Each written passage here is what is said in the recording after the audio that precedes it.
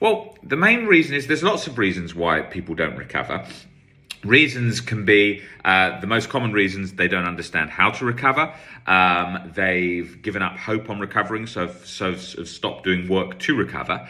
And the main reason being that recovery takes hard work and persistence. Okay? Now, there's no easy way around that.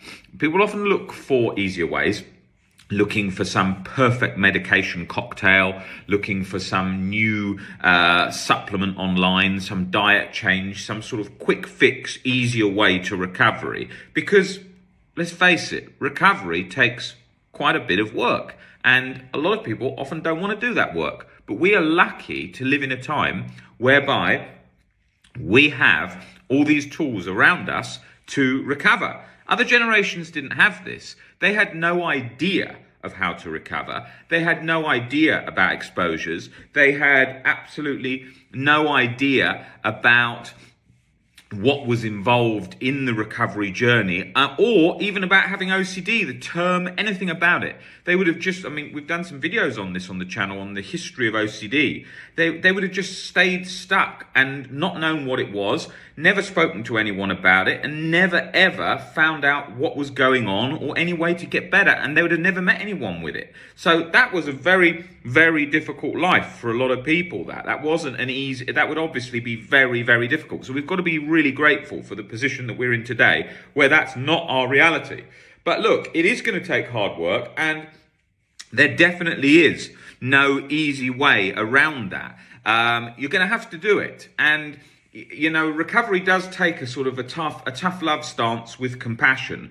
And often, if you just go on social media and look up about OCD recovery or Facebook groups and forums, it's quite a light approach usually what you're seeing. Like, people are very sort of soft how they're approaching things. And that's why people are stuck, because people know that thoughts are thoughts usually isn't enough to recover from chronic OCD by any means. And this all is very soft. It's sort of like, yep, thought's just a thought, leave it there.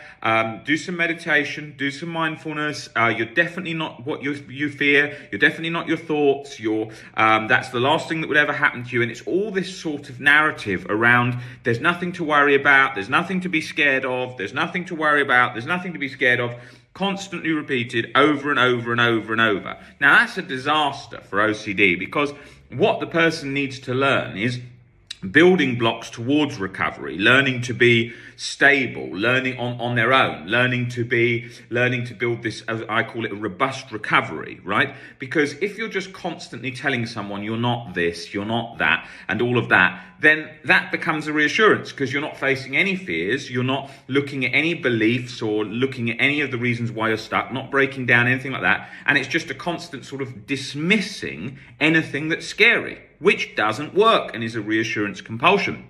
So it's really important that that's spoken about, because that is why so many people are stuck, because people don't want to often face the discomfort and the difficult things that are involved in the recovery journey. And I have to say that. And if I say that and I talk about that and I say, oh, this has to be, you have to do this and this is a bit more difficult than that, it's obviously not going to be what you want to hear.